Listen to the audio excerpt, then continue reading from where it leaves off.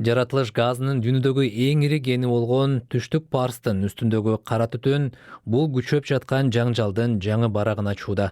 Бул Ирандын энергетикалык инфраструктурасына сокку урбоо боюнча АКШ карманган саясаттан кескин айырмаланат. Израиль мында сокку уруудан мурда АКШны кабардар кылганы айтылууда. Ал эми Тегеран да кыязы ошого жараша жооп кылып жатат. Түнү менен Катардын Раслафан аймагындагы мунай иштетүүчү завод ракеталардын чабуулуна кабылып, чоң зыянга учурады. Анын алдында Иран төмөнкүдө эскертүү берди.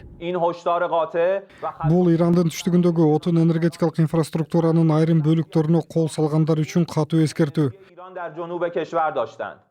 Жоо иретинде кол салуунун булагындагы энергетикалык жана газ объектилери жакын арада өрттөлүп, күлгө айланат.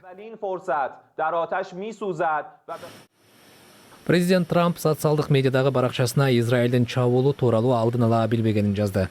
Ал Израиль мындан кийин бул өтө маанилүү жана баалуу Түштүк Парс кенине чабуул жасабайт. Бирок эгерде Иран акылсыздык кылып, таптакыр күнөөсүз өлкөгө, бул учурда Катарга сокку урууну чечсе, анда АКШ Израилдин жардамы менен же анын жардамысыз деле Түштүк Парс газ кенин Иран мурда эч качан көрбөгөн күч жана кубаттуулук менен толук жок кылат деп билдирди. Жакынкы чыгыш боюнча Ирандын жана анын союздаш куралдуу топторунун соккулары уланууда.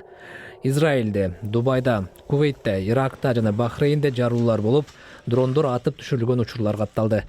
Араб Эмираттары ракеталарды атып түшүрдү. Расмий өкүлдөрдүн айтымында, алар газ объектиси жана мунай кенин көздөй бараткан. Ал эми Сауд Аравиясы Эр-Риядда 4 тургун жерге кулаган сыныктардан жаракат алганын, өлкө өзүнүн газ объектилеринин бирине чабуул коюу аракетинин алдын алганын билдирди. Менин өлкөмө жана бул жаңжалга катышпаган коңшу өлкөлөргө жасалган чабуулдар токтотулушу керек. Азыр мени эң эле ойлонткон маселе ушул.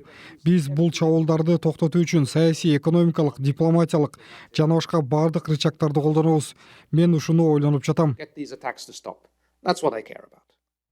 Пентагон Ак үйдөн согуштук каржылоого $200 миллиард ашык каражат бөлүнүү сурагандыгы кабарланууда. Бул жаңжал дагы уланышы ыктымал экендигинин белгиси. Аймактагы мунай иштетүүчү заводдорго келтирилген зыян миллиарддаган долларга чапчышы мүмкүн. Ал арада Ирандагы согуш дүйнө жүзү боюнча экономикалык зыян келтирүүнү улантууда.